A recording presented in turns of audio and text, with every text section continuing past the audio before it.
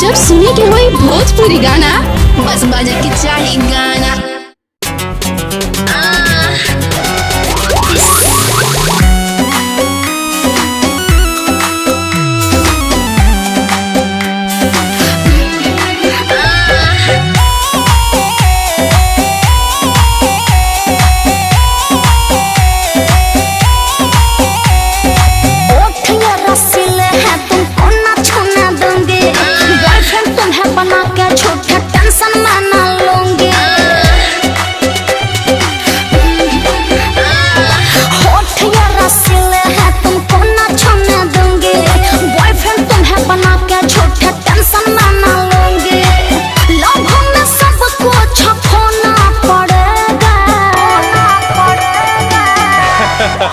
अरे सुनो, ससुरा में सैया संग सोना पड़ेगा, शादी के बाद तुझे रोना पड़ेगा। ससुरा में सैया संग सोना पड़ेगा, शादी के बाद तुम्हें रोना पड़ेगा।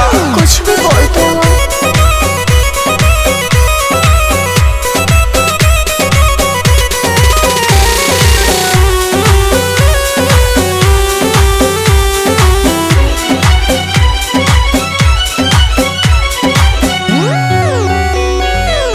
आजकल के लड़के हैं लफुए, लड़कियों को यूज करते हैं, काम निकाल कर देते हैं धोखा, दिल को सब तोड़ते हैं।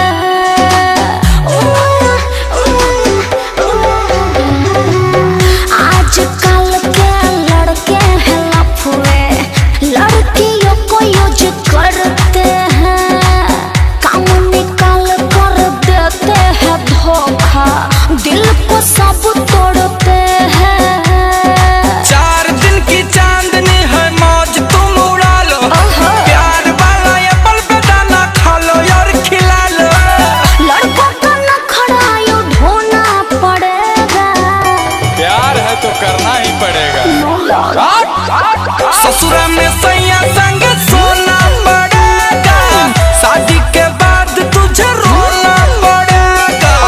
ससुरा में सैया संग सोना पड़ेगा, शादी के बाद तुझे रोना रोना रोना पड़ेगा। तो चुप तुम करा देना।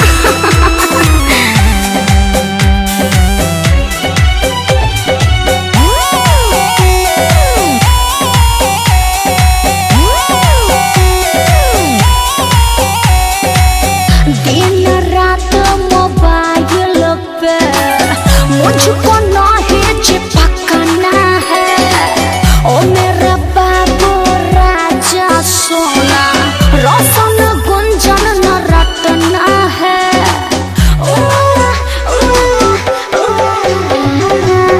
दिन रात मोबाइल पे मुझको नहीं चिपकना है, ओ मेरा बाबू राजा सोना, मारो गुंजन न रटना है।